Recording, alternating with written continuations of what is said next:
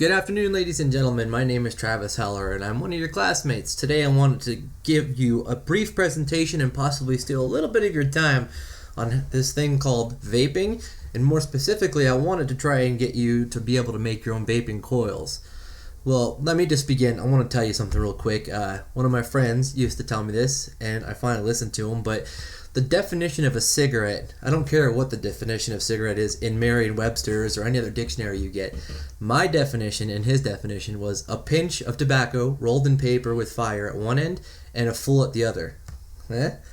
Alright, well, anyways, let's just get into it a little bit here. I'm not sure how many people in the class smoke, used to smoke, or do vape, and want to, maybe used to, don't want to do it anymore.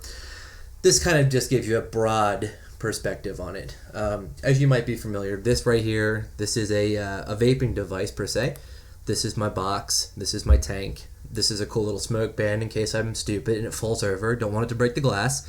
Then of course I got the cool black tip on there where you put your mouth on, inhale all that nice juice that doesn't make you smoke anymore.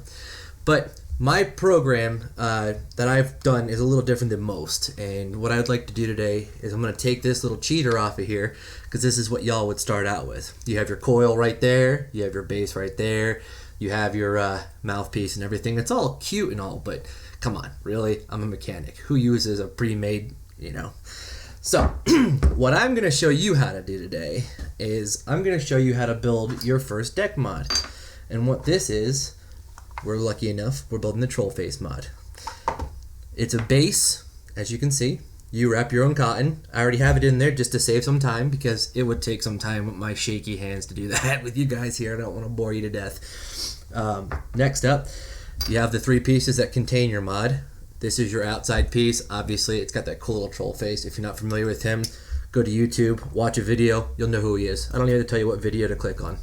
That slides right on in there. You can turn this, dictate your airflow a little bit, and then last but not least, this huge piece of plastic, which is supposed to be a mouthpiece, but it's more like an extension of the device itself. Before we get started, I really want to just stress, if you don't know anything about electricity, please do not mess with this stuff. I don't know what type of box you're running. If you're doing unregulated, you might have seen the news, you can blow your face off if you do this wrong. So this is more of a ice-breaking type thing. I don't want you to go ahead and be like, oh, well, Travis said it's this easy. Let me just blow my face off by not doing this right. Anyways, this is my last time I'm telling you. You're dealing with up to 5 volts. Now, that doesn't sound like a lot, but you're going to 200 watts in some of these boxes.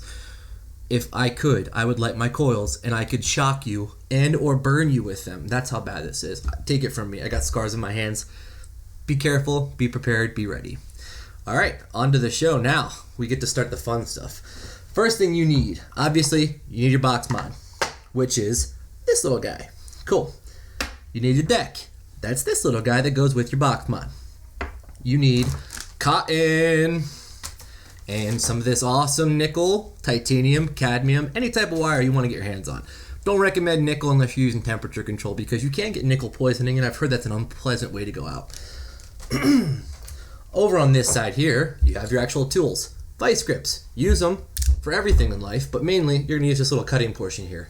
This cuts your piece of wire so you can wrap said piece of wire around your little screwdriver guy. Now, this doesn't have to be any specific size, anything like that, but I like my coil small and tight. I do about 5 to 6 because that ohms, a measurement of resistance and electricity. That'll give me about a 0.26 on my coil. That's going sub-ohm, meaning you're going sub 1 ohm. Next up, tweezers. Keep your hands not dirty. Limit your risk of getting burned. Not so much shock because these are metal and they're not insulated, but I'm a professional, guys. Anyways, furthermore, you need scissors.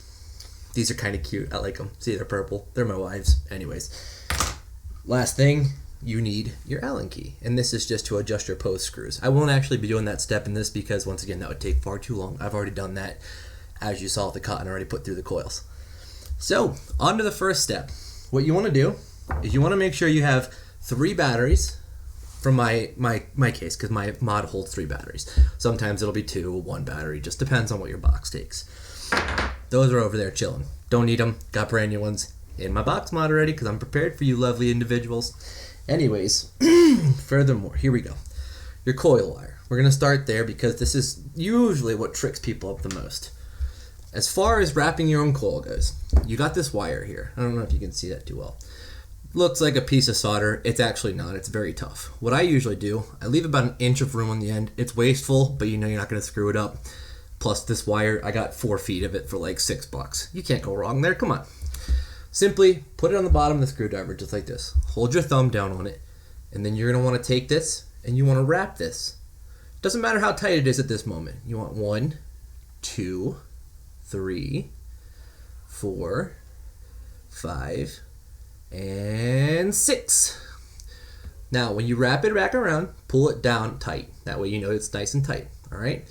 Now, what I usually do at this point, since that's a really tight wrap on a piece of metal, I'll take it off the screwdriver first because it's you compress this, it's pretty hard to get it off the screwdriver, you know? So simply just take it and just beep boop off the screwdriver. There we go. So, next step. You can do this by hand, or you can also just, get a pair of vice grips or, put it on a table, and you just want to compress this nice little spring down. Because you're not making a car spring, you're making a coil. You're going to put cotton inside of this little guy, and you're going to put juice on it, and then you're going to stop smoking because smoking is bad for your health, right, kids? It is. Take it from me. I'm so much happier. My cardio times kick butt. Stop smoking if you have the opportunity. All right, kind of. There we go. So, got your coil. That looks a little crappy. It'll look better when you put it in the device and you straighten it back out. I'll show you that in a second. But then once you're done, you would easily just take your vice grips or your cutting dikes or diagonal side cutters, if you're politically correct, and just cut the end off of that little guy. Just ba-doop. There you go. You got a coil. So, you know how to do that part. That's awesome.